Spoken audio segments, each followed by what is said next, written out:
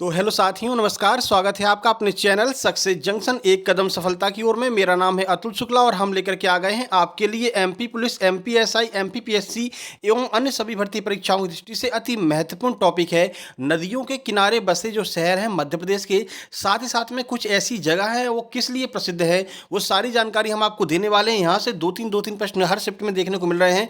कल भी आपकी शाम वाली शिफ्ट में 2 प्रश्न आया था और दोपहर वाली शिफ्ट में भी यहाँ से 2 प्रश्न पूछे गए थे। तो ये आपके लिए वीडियो महत्वपूर्ण है। महज 10 या 12 मिनट की वीडियो होगी, लेकिन आपके लिए ये वीडियो बहुत महत्वपूर्ण है और 2 नंबर आप इस वीडियो की मदद से अपने पक्के कर सकते हैं, जो अभी ट्रेंड में पूछा जा रहा है। अब आपको पता है एमपी पुलिस का एग्जाम लगभग खत्म होने वाला है, तो ऐसे में पेपर को थोड़ा सा कठिन बनाया जा रहा है। तो उसमें ये टॉपिक ऐड किए जा रहे हैं एमपी जीके के। ठीक है, तो चलिए शुरुआत करते हैं। वीडियो को लाइक कर दीजिए और चैनल को सब्सक्राइब कर लीजिए। कल जो प्रश्न पूछे गए हैं उन प्रश्नों को भी हमने इसमें ऐड किया है। ठीक है, चलिए आपका अगली किसी भी शिफ्ट में एग्जाम है तो आप अपने प्रश्नों को 7052547003 इस नंबर पर जरूर से जरूर सेंड कीजिएगा। और 12 सितंबर तक लगातार हम आपका एग्जाम एनालिसिस करवाने वाले हैं। ठीक है ना, इसके लिए परेशान आपको नहीं होना है। 2 दिन के लिए हम कहीं बाहर चले गए थे, लेकिन आज से हम आपका एग्जाम एनालिसिस फिर से कंटिन्यू शुरू करने वाले हैं। ठीक है, चलिए देखिए, कल ये प्रश्न पूछा गया था शाम वाली शिफ्ट में कि महेश्वर जो है वो किस नदी के किनारे स्थित है। तो महेश्वर आपका नर्मदा नदी के किनारे स्थित है। अब यहाँ से प्रश्न आपके और बन सकते हैं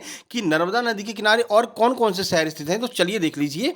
देखिए, महेश्वर नर्मदा नदी के किनारे स्थित है। नर्मदा नदी के किनारे स्थित अन्य प्रमुख नगर इस प्रकार है। देखिए, अमरकंटक है जहाँ से नर्मदा नदी निकलती है। देखिए, जिस भी नदी का उद्गम जहाँ से होता है वो शहर तो उसके किनारे होगा ही होगा। तो ये तो आपको याद ही रखना है। अमरकंटक नर्मदा निकलती है तो अमरकंटक नर्मदा के बगल से हो गया। होशंगाबाद हो गया, नेमावर हो गया, पुनासा, जबलपुर, नरसिंहपुर, हंडिया, ओंकारेश्वर, बड़वानी, निमाड़, मंडला, झाबुआ, ये सारे के सारे जो नगर हैं वो आपके किस किस नदी के किनारे हैं। तो ये सारे के सारे नर्मदा नदी के किनारे स्थित है। और जबलपुर तो आपको पता ही है नर्मदा नदी के किनारे है। जबलपुर में धुआंधार जलप्रपात है भेड़ाघाट वाला, ये भी नर्मदा नदी पर बना हुआ जलप्रपात है। ठीक है, तो ये भी आपको याद रखना है। चलिए, तो 3 टॉपिक आपको कवर कराने वाले हैं। पहला तो आपका कि कौन सा शहर किस नदी के किनारे स्थित है। दूसरा आपका कि जो आपके मुख्य स्थान है, जैसे कि केला कहाँ का प्रसिद्ध है। तो केला आपका बुरहानपुर का प्रसिद्ध है। कल ये प्रश्न पूछा गया था। ठीक है, और भी हम कवर करेंगे, जैसे कि कोयला कहाँ पर पाया जाता है मध्य प्रदेश में। उसके बाद मध्य प्रदेश में तांबा की खनिज कहाँ पर पाया जाता है, और आपका सोयाबीन का उत्पादन सर्वाधिक कहाँ होता है, पीले जिले किसे कहते हैं। ये सब हम इस वीडियो में कवर करने वाले हैं, क्योंकि यहाँ से आगे प्रश्न बनने वाले हैं। और लास्ट में आपको एमपी के मैप से संबंधित कुछ महत्वपूर्ण जानकारी आपको देने वाले हैं कि मैप से किस तरह का प्रश्न कल पूछा गया है। ठीक है, चलिए तो वीडियो को शुरू से अंत तक जरूर देखना। चलिए आगे बढ़ते हैं। आगे बढ़ने से पहले आपको बता दें एसएससी जीडी की और सीआरपीएफ की 80,000 वैकेंसी आने वाली हैं। जिन लोगों का एमपी पुलिस का एग्जाम खराब गया है और वो एलिजिबल है एसएससी जीडी के लिए, तो तैयारियां शुरू कर दीजिए, क्योंकि फिजिकल की आपकी तैयारी लगभग होगी। एमपी पुलिस की तैयारी अभी आपने की है और ये तैयारी आपको यहाँ पर मदद करेगी, क्योंकि वही आपका जीके जीएस है, साइंस है आपका, और क्या कहते हैं मैथ है। तो ये सब आपका यहाँ पर तैयारी आपकी होने वाली है। ठीक है, इसी वैकेंसी को देखते हुए एसएससी जीडी के लिए चक्षु प्रकाशन के द्वारा एक बहुत ही बेहतरीन किताब निकाली गई है। यह है आपकी SSC constable GD study guide. ठीक है, इसमें आपके सारे सब्जेक्ट को क्लियर किया गया है जो आपके एसएससी जीडी के एग्जाम में आते हैं। इस किताब में आपको क्या क्या मिलने वाला है, तो 2800 बहुविकल्पी प्रश्न जो ऑब्जेक्टिव होते हैं और 5 सॉल्व पेपर, और हर एक सब्जेक्ट के बारे में डिटेल में जानकारी आपको यहाँ पर मिलेगी। एसएससी जीडी की स्टडी गाइड के अलावा इनका एक प्रैक्टिस सेट भी निकाला गया एसएससी जीडी के लिए। ये दोनों किताबें आप खरीद सकते हैं। स्टडी गाइड से अपनी तैयारी कीजिए और प्रैक्टिस सेट को खरीद करके प्रैक्टिस करके अपनी तैयारी को और मजबूती दीजिए, और कम पैसे में एसएससी जीडी की एक बेहतरीन तैयारी कर लीजिए, जैसे कि आपकी एक सीट एसएससी जीडी 80,000 वैकेंसी में पक्की हो सके। ठीक है, ये दोनों किताबों की लिंक आपको डिस्क्रिप्शन बॉक्स में मिल जाएगी। इन दोनों किताबों को आप फ्लिपकार्ट या अमेजन किसी से भी मंगा सकते हैं, और दोनों की लिंक जो है डिस्क्रिप्शन बॉक्स में दी गई है, फ्लिपकार्ट और अमेजन दोनों की। ठीक है, इसको मंगा करके अपनी तैयारियां शुरू कर दीजिए। अगला आप टारगेट कर लीजिए एसएससी जीडी का। ठीक है, चलिए आगे बढ़ते हैं। अगला प्रश्न है देवास किस नदी के किनारे स्थित है। तो देख लीजिए, देवास जो है वो आपका काली सिंध नदी के किनारे स्थित है। कहाँ पर, काली सिंध नदी के किनारे। देवास काली सिंध नदी के किनारे स्थित है। काली सिंध के किनारे स्थित अन्य नगर कौन कौन से, देखिए बागली, देवास, सोनकच्छ, ये 3 ऐसे नगर हैं जो काली सिंध नदी के किनारे स्थित है। काली सिंध निकलती कहाँ से है, बागली गांव से निकलती है। तो बागली कहाँ हो जाएगा, आपका काली सिंध के किनारे हो जाएगा। इसके अलावा देवास और सोनकच्छ ये 2 जिले और हैं जो है आपके काली सिंध नदी के किनारे स्थित है। ठीक है, चलिए आगे बढ़ लेते हैं। देखिए, महू नगर किस नदी के किनारे स्थित है। महू क्यों फेमस है आपको पहले पता था, डॉक्टर भीमराव अंबेडकर जी का जन्म यहाँ पर हुआ था। तो महू जो है वो चंबल नदी के किनारे स्थित है। देखिए, तो महू में डॉक्टर भीमराव अंबेडकर जी का जन्म हुआ था। महू नगर चंबल नदी के किनारे किनारे स्थित है। अब चंबल नदी के किनारे और कौन कौन से नगर हैं जो आपसे पूछे जा सकते हैं, तो मुरैना हो गया, श्योपुर हो गया, रतलाम हो गया, भिंड हो गया, ये सारे के सारे जो है वो चंबल नदी के किनारे स्थित नगर हैं। ये आपको 3 बेसिकली याद रखने हैं, क्योंकि ये 3 आपसे पूछे जाएंगे आगे एग्जाम में, ठीक है। चलिए आगे बढ़ते हैं। इंदौर किस नदी के किनारे स्थित है, तो आपको पता है इंदौर जो है वो खान नदी, कभी गलती से नर्मदा और चंबल मत लगाना है, क्योंकि दिमाग में आएगा इंदौर बहुत बड़ा शहर है, किसी बड़ी नदी किनारे स्थित होगा, लेकिन नहीं, इंदौर जो है वो खान नदी के किनारे स्थित है, ये आपको याद रखना, ठीक है। चलिए, ओरछा किस नदी किनारे स्थित है, ये प्रश्न आपका पूछा जा चुका है एमपी पुलिस इसी एग्जाम में। तो ओरछा बेतवा नदी के किनारे स्थित है। प्रश्न पूछा गया था बेतवा नदी के किनारे इनमें से कौन सा शहर स्थित है, तो जो ओरछा है वो बेतवा नदी के किनारे है। तो ओरछा बेतवा नदी के किनारे है। इसी नदी के किनारे रामलला जी का मंदिर स्थित है, आपको पता है बेतवा नदी के किनारे ओरछा में रामलला जी का मंदिर स्थित है। हरदौल की मनौती कहाँ की है, तो वो भी ओरछा की है। हरदौल का जो मतलब कि स्थान है वो कहाँ पर है, वो भी आपका यहीं पर स्थित है, कहाँ पर, ओरछा में बेतवा नदी किनारे, ठीक है। इसके अलावा कौन कौन से नगर हैं जो बेतवा के किनारे हैं, तो सांची हो गया, गुना हो गया, विदिशा, ये तीनों नगर जो हैं वो आपके बेतवा नदी के किनारे हैं। सांची, गुना, विदिशा, ये आपकी बेतवा नदी के किनारे हैं। उज्जैन किस नदी के किनारे स्थित है, तो उज्जैन क्षिप्रा नदी के किनारे स्थित है। ये तो बहुत सिंपल प्रश्न है, सबको पता है, उज्जैन क्षिप्रा नदी के किनारे स्थित है। क्षिप्रा नदी पर ही सिंहस्थ कुंभ का मेला लगता है, आपको पता है कुंभ का मेला मध्य प्रदेश में कहाँ पर लगता है, सिंहस्थ कुंभ का मेला जो है उज्जैन में लगता है। उज्जैन जो है वो क्षिप्रा नदी के किनारे स्थित है। महाकाल बाबा का मंदिर कहाँ पर है, उज्जैन में है, ठीक है। चलिए, सिंध नदी के किनारे कौन सा नगर स्थित है, तो सिंध नदी के किनारे शिवपुरी स्थित है। कौन सा, शिवपुरी जो है वो सिंध नदी के किनारे स्थित है। और कौन सा, तो दतिया जो है वो भी सिंध नदी के किनारे है। तो शिवपुरी और दतिया ये दोनों सिंध नदी के किनारे स्थित है, ठीक है।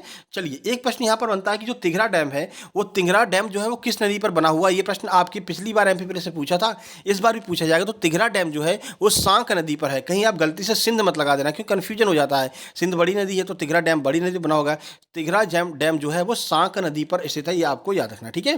धार किस नदी के किनारे बसा हुआ, तो धार जो है वो माही नदी के किनारे बसा हुआ है। माही नदी का एक इंपॉर्टेंट फैक्ट है, माही नदी को कर्क रेखा 2 बार काटती है, या माही नदी कर्क रेखा को 2 बार काटती है, ये आपको याद रखना है, ठीक है। चलिए आगे बढ़ लेते हैं। बुरहानपुर जो है वो किस नदी के किनारे स्थित है, तो बुरहानपुर ताप्ती नदी के किनारे स्थित है। अब ताप्ती का उद्गम कहाँ से हुआ, मुल्ताई से, तो बैतूल का मुल्ताई भी किसके किनारे होगा, तो वो भी आपका ताप्ती नदी के किनारे स्थित होगा। तो मुल्ताई और आपका बुरहानपुर ये दोनों ताप्ती नदी के किनारे स्थित हैं, ठीक है।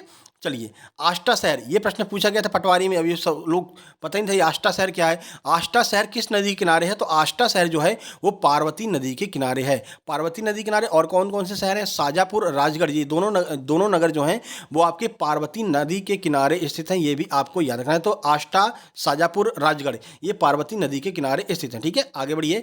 पचमढ़ी किस नदी के किनारे स्थित है, तो पचमढ़ी आपको पता है तवा नदी के किनारे स्थित है, पचमढ़ी, ठीक है, तवा नदी के। और तवानगर नामक जो शहर है वो भी आपका पचमढ़ी के किनारे ही स्थित है, ये दोनों आपको याद रखना, ठीक है। चलिए अगला है, रीवा किस नदी के किनारे स्थित है, तो रीवा जो है वो आपका बीसिया नदी के किनारे स्थित है। कहाँ पर, बीसिया, ये भी पहले पूछा जा चुका, वर्णक्षक या पटवारी में पूछा है कि रीवा किस नदी के किनारे है, तो बीसिया नदी के किनारे रीवा स्थित है, ठीक है। चलिए अब यहाँ पर हम अगले टॉपिक की ओर चलते हैं। मध्य प्रदेश के नगर एवं उनकी प्रसिद्धि के कारण, कि वे नगर क्यों प्रसिद्ध हैं, यहाँ से भी एक दो प्रश्न पूछा जा रहा है एमपीजीके का। ये ऐसा टॉपिक है जो अभी तक आपने नहीं पढ़ा होगा, लेकिन एक बार देख करके जाइए, क्योंकि एक दो नंबर आपके लिए महत्वपूर्ण होते हैं, ठीक है। बुरहानपुर किसके लिए प्रसिद्ध है, तो बुरहानपुर अपने केला उत्पादन के लिए प्रसिद्ध है। कल दोपहर वाली शिफ्ट में यह प्रश्न पूछा गया था, ठीक है। तो देश में बुरहानपुर एक प्रमुख केला उगाने वाला जिला है, क्योंकि जिले में इतने हेक्टेयर कृषि योग्य भूमि में से 16,000 हेक्टेयर केले के लिए जो है केवल खेती जो है केले की जाती है। तो 16,000 हेक्टेयर केले का उत्पादन जो है कौन करता है, बुरहानपुर जिला करता है, ठीक है। आप कमेंट बॉक्स में कमेंट करके तुरंत अभी कमेंट कर दीजिए बुरहानपुर किस नदी के किनारे स्थित है। अगर आपने ध्यान से वीडियो देखी होगी तो आप अभी तुरंत जाकर के कमेंट कर देंगे। वीडियो को पॉज कीजिए और कमेंट बॉक्स में जाकर कमेंट कीजिए बुरहानपुर किस नदी के किनारे स्थित है। चलिए, मध्य प्रदेश का चीनी का कटोरा किसे कहते हैं, ये कल शाम वाली शिफ्ट में पूछा गया है। तो नरसिंहपुर को मध्य प्रदेश का चीनी का कटोरा कहते हैं। जो गन्ना अनुसंधान केंद्र है मध्य प्रदेश का वो भी कहाँ पर है, नरसिंहपुर में है। देखिए, मध्य प्रदेश के कुल गन्ना क्षेत्र का लगभग 65% नरसिंहपुर जिले में लगभग 75,000 हेक्टेयर जो है आपका गन्ना का उत्पादन कहाँ पर होता है, मध्य प्रदेश में होता है। मध्य प्रदेश को चीनी का कटोरा कहा जाता है, ये भी आपको याद रखना है, ठीक है। तो यही पूछा गया था, मध्य प्रदेश का चीनी का कटोरा किसे कहते हैं, तो नरसिंहपुर को चीनी का कटोरा कहते हैं। और जो है मध्य प्रदेश का चीनी का कटोरा किसे, नरसिंहपुर को। अगला देखिए, अगला है मध्य प्रदेश के पीले जिले किसे कहते हैं। पीले जिले के नाम से कौन से 2 जिले प्रसिद्ध हैं, तो भिंड और मुरैना। ये 2 जिले ऐसे हैं जिन्हें पीले जिले या फिर पीत जिला कहा जाता है। क्यों कहा जाता है, तो भिंड और मुरैना में सरसों का सर्वाधिक उत्पादन होता है, इसलिए इसे हम पीत जिला या पीला जिला कहते हैं, ठीक है। चलिए आगे बढ़ लेते हैं। खंडवा में कौन सी फसल का सर्वाधिक उत्पादन होता है? तो खंडवा में प्याज का सर्वाधिक उत्पादन होता है, ठीक है। तो मध्य प्रदेश में प्याज की खेती मुख्य रूप से खंडवा, भोजपुर, रतलाम, छिंदवाड़ा और इंदौर में की जाती है। तो सामान्य रूप से हर जगह जो है प्याज का उत्पादन होता है, लेकिन खंडवा में सबसे ज़्यादा प्याज का उत्पादन होता है, यह आपको याद रखना है, ठीक है। चलिए आगे बढ़ते हैं। और मध्य प्रदेश में कितना उत्पादन होता है? तो लगभग 150 क्विंटल प्रति हेक्टेयर पे उत्पादन होता है प्याज का। मध्य प्रदेश में अफीम का सर्वाधिक उत्पादन कहाँ पर होता है? तो अफीम का सर्वाधिक उत्पादन मंदसौर में होता है। आपके एमपी पुलिस के इसी एग्जाम में ये प्रश्न पूछा जा चुका है, ठीक है। रिपीट होने के चांस है क्योंकि अब इस टॉपिक से प्रश्न बन रहे हैं। तो मध्य प्रदेश के मंदसौर जिले में अफीम की खेती की जाती है। मंदसौर जिले का प्राचीन नाम दसपुर था। मंदसौर को मंदोदरी, ये प्रश्न पूछा गया है कि मंदोदरी का जन्म कहाँ पर हुआ था? तो मंदसौर को मंदोदरी के जन्म स्थान के रूप में भी जाना जाता है, जो कि रावण की पत्नी थी। हिंगलाजगढ़ का किला कहाँ पर? तो ये भी मंदसौर में स्थित है। ये 4-5 फैक्ट आपको याद रखने हैं, आगे आपके एग्जाम में बनेंगे, ठीक है।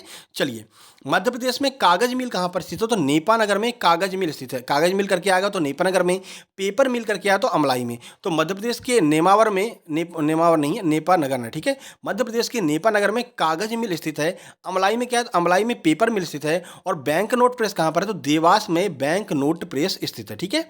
आगे बढ़ लेते हैं। मध्य प्रदेश में तांबे की खदानें कहाँ पर पाई जाती हैं? तो मध्य प्रदेश के मलाज खंड में तांबे की खदानें पाई जाती हैं, ठीक है।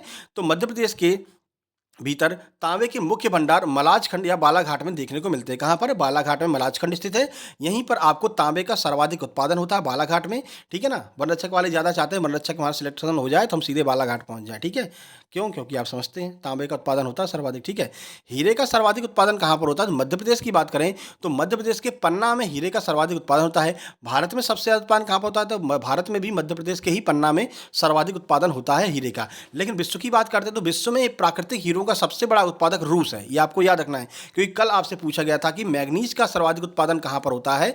इसका आंसर चीन था, ठीक है। और उसमें ऑप्शन में चिली, ऑस्ट्रेलिया वगैरह सब कुछ दिया था। मैग्नीज का सर्वाधिक उत्पादन चाइना में होता है। तो ऐसे प्रश्न भी बनते हैं। तो हीरे का सर्वाधिक उत्पादन विश्व की बात करें तो रूस में होता है। रूस के कांगो और बोत्सवाना में विश्व का 60% हीरा जो है, जो आपका रूस के कांगो और बोत्सवाना में पाया जाता है, ठीक है। चलिए, मध्य प्रदेश के किस जिले की साड़ियाँ प्रसिद्ध हैं? तो साड़ियाँ कहाँ की? चंदेरी की। तो मध्य प्रदेश के अशोकनगर जिले में चंदेरी एक शहर है। ये बुंदेलखंड और मालवा की सीमा से लगा है। इसे हम बुनकरों की नगरी कहते हैं। ये प्रश्न बनेगा कि बुनकरों की नगरी किसे कहा जाता है? तो चंदेरी को बुनकरों की नगरी कहा जाता है। चंदेरी की साड़ियाँ जो है विश्व प्रसिद्ध हैं, ठीक है। आगे बढ़ते हैं। सबसे मोटी कोयले की खदान कहाँ पर पाई जाती है? तो सिंगरौली में। ये प्रश्न भी पूछा जा चुका है एमपी पुलिस में। सिंगरौली में सबसे मोटी कोयले की खदान पाई जाती है। सिंगरौली को ऊर्जा राजधानी के नाम से जाना जाता है। ये प्रश्न भी पूछा जाएगा आगे आपके एग्जाम में। ऊर्जा राजधानी किसे कहते हैं? तो सिंगरौली को कहते हैं, ठीक है। मध्य प्रदेश में सोयाबीन का उत्पादन सर्वाधिक कौन से जिले में होता है? तो सबसे ज़्यादा सोयाबीन का उत्पादन मध्य प्रदेश के उज्जैन जिले में सर्वाधिक सोयाबीन का उत्पादन होता है। देखिए, मध्य प्रदेश राज्य में सर्वाधिक सोयाबीन उत्पादन करने वाले जिले कौन कौन से हैं, क्रम में देख लीजिए। पहले पर उज्जैन है, दूसरे पर देवास है, तीसरे पर रायसेन और चौथे पर भोपाल है, ठीक है। तो ये ऐसे जिले हैं जहां पर सोयाबीन का सर्वाधिक उत्पादन होता है।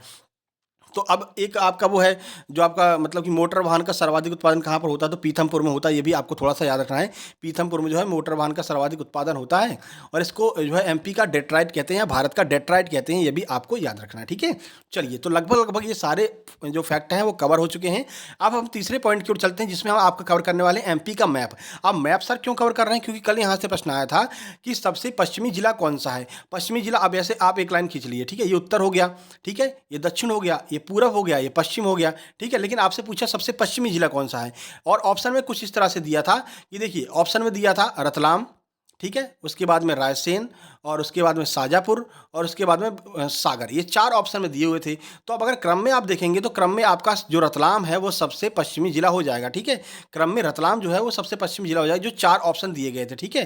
तो ये आपको देख करके जाना है इनका क्रम कौन से क्रम है। अब जैसे मान लीजिए यहाँ पर दे दिया कि बताइए सबसे उत्तरी जिला कौन सा है। मुरैना ऑप्शन में नहीं दिया, ग्वालियर दे दिया, उसके बाद में शिवपुरी दे दिया, अशोकनगर दे दिया, बिरसा दे दिया। ये 4 ऑप्शन दे दिए। तो ये आपको पूरा मैप याद होना चाहिए, क्योंकि अब ऐसे ही प्रश्न बन रहे हैं। तो आपको ग्वालियर लगाना है, मुरैना या भिंड नहीं लगाना है, ठीक है। ध्यान रखना। मान लीजिए पूछ लिया कि मध्य प्रदेश का सबसे दक्षिणतम जिला कौन सा है, और बैतूल आपको नहीं दिया, आपने बैतूल याद कर रखा है, बैतूल नहीं दिया। होशंगाबाद, रायसेन, बिरसा, अशोकनगर। अब बताओ, तो आपको याद रखना है कि बैतूल से जस्ट ऊपर कौन सा है? होशंगाबाद है। तो इस क्रम में बात करेंगे तो दक्षिणी जिला सबसे बड़ा कौन सा हो जाएगा? होशंगाबाद हो जाएगा सबसे दक्षिणी जिला, ठीक है।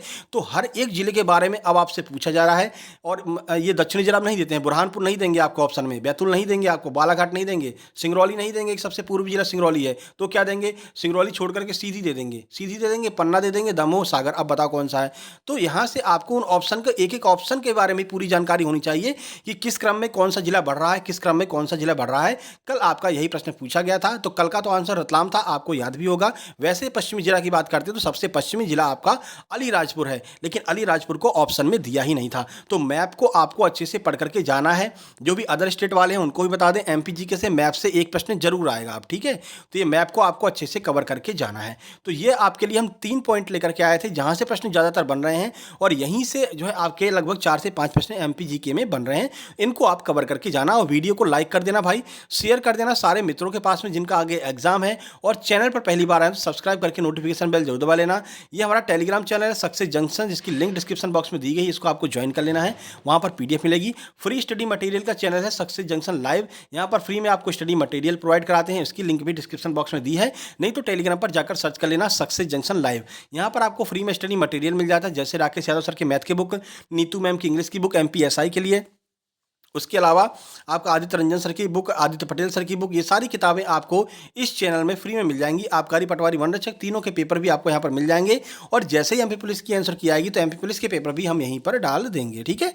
चलिए बाकी अब सेकंड शिफ्ट का एग्जाम, फर्स्ट शिफ्ट आपकी छूटने वाली है 8:30 से 10:30, लगभग 10:50 पे छूट जाएगी, और लगभग 11:30 तक हमारे पास में प्रश्न आ जाएंगे, और 12 बजे तक आपके पास में फर्स्ट शिफ्ट का एग्जाम एनालिसिस आने वाला है आज 5 सितंबर को, ठीक है। इसके बाद में सेकंड शिफ्ट का भी एग्जाम एनालिसिस लाएंगे, और हो सकेगा तो थर्ड शिफ्ट का भी एग्जाम एनालिसिस हम लेकर के आने वाले हैं। लगातार अब हम आपका एग्जाम एनालिसिस 12 सितंबर तक करवाने वाले हैं, ठीक है। तो परेशान होने वाली बात नहीं है, हम वापस आ गए हैं।